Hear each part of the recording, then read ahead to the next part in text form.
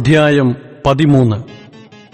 ഞാൻ മനുഷ്യരുടെയും ദൂതന്മാരുടെയും ഭാഷകളിൽ സംസാരിച്ചാലും എനിക്ക് സ്നേഹമില്ല എങ്കിൽ ഞാൻ മുഴങ്ങുന്ന ചെമ്പോ ചിലമ്പുന്ന കൈത്താളമോ അത്രേ.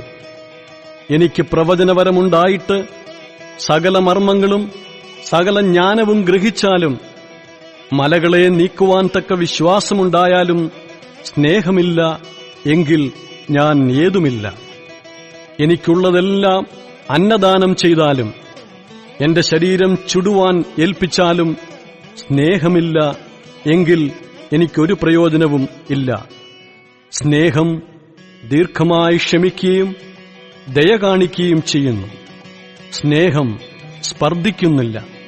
സ്നേഹം നിഗളിക്കുന്നില്ല, ചീർക്കുന്നില്ല, അയോഗ്യമായി നടക്കുന്നില്ല, സാർത്ഥം അന്വേഷിക്കുന്നില്ല, ദേഷ്യപ്പെടുന്നില്ല, ദോഷം കണക്കിടുന്നില്ല, അനീതിയിൽ സന്തോഷിക്കാതെ സത്യത്തിൽ സന്തോഷിക്കുന്നു, എല്ലാം പൊറുക്കുന്നു, എല്ലാം വിശ്വസിക്കുന്നു, എല്ലാം പ്രത്യാശിക്കുന്നു, എല്ലാം സഹിക്കുന്നു.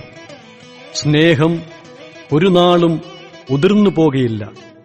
പ്രവചനവരമോ അത് നീങ്ങിപ്പോകും, ഭാഷാവരമോ അത് നിന്നുപോകും, ജ്ഞാനമോ അത് നീങ്ങിപ്പോകും. അംശമായി മാത്രം നാം അറിയുന്നു, അംശമായി മാത്രം പ്രവചിക്കുന്നു. പൂർണ്ണമായത് വരുമ്പോഴോ അംശമായത് നീങ്ങിപ്പോകും. ഞാൻ ശിശുവായിരുന്നപ്പോൾ ശിശുവിനെപ്പോലെ സംസാരിച്ചു, ശിശുവിനെപ്പോലെ ചിന്തിച്ചു, ശിശുവിനെപ്പോലെ നിരൂപിച്ചു. പുരുഷനായ ശേഷമോ ഞാൻ ശിശുവിനുള്ളത് ത്യജിച്ചു കളഞ്ഞു. ഇപ്പോൾ നാം കണ്ണാടിയിൽ കടമൊഴിയായി കാണുന്നു, അപ്പോൾ മുഖാമുഖമായി കാണും. ഇപ്പോൾ ഞാൻ അംശമായി അറിയുന്നു, അപ്പോഴോ ഞാൻ അറിയപ്പെട്ടതുപോലെ തന്നെ അറിയും. ആകയാൽ വിശ്വാസം, പ്രത്യാശ, സ്നേഹം ഈ മൂന്നും നിലനിൽക്കുന്നു. ഇവയിൽ വലിയതോ സ്നേഹം തന്നെ.